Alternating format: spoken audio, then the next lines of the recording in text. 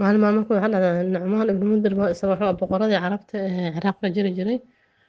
marka maalin wuxuu soo xirtay dhar isku jooga qurux badan marka madaxdiisii dadka ku hareeraysan dhan ee asaga la yaaban yihiin dharku kusheegay quruxdooda sida boqorada usoo labistay taaj weyn oo qurux badan marka hal nin oo Aws ibnu Xaarid la dhihi jiray oo dadka la fadhiya agtiisa ka mid ahaa muusan fiirin dharkiisa danna kama gelin marka boqorkii wuxuu fiiriyay dadka ku hareeraysan dhan dhammaantood in asaga la yaaban yihiin labiskiisa ilaa ninkaas markii laga reebo markaas Aws maxaa dhacay sida nimankan kale dharkayga labiska la yaaban yihiin maxaa leeyahay labiska muhiim ah adiga ka muhiimsan u dhahay labiska waxaa ka dhigaya oo dadka in la fiiri keenayo waa adiga ay kuusan tahay bas markaas uu ku qoslay hadalkiisa iska baxay maalintii dambe beri wuxuu yidhi ii soo laabta beritoole waxaan beri caleema saarayaa sayidul carab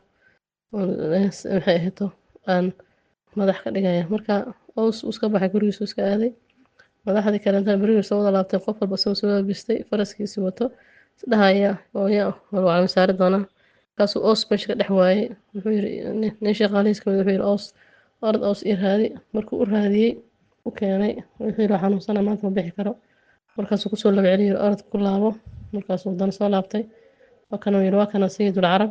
isku joogi shalow gasnaan isagu u labisay marka taan waxaa waay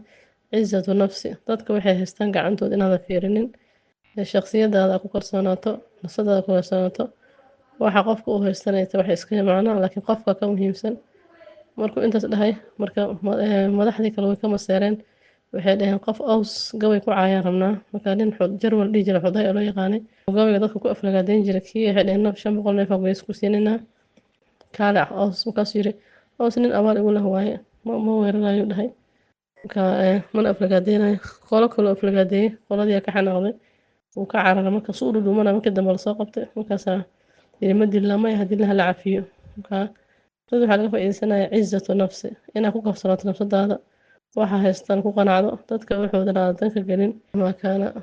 sida Soomaalida dhahdo nin maal badan looma maseero ku qanac waa Ilaahay ku siiya wallahu a'lam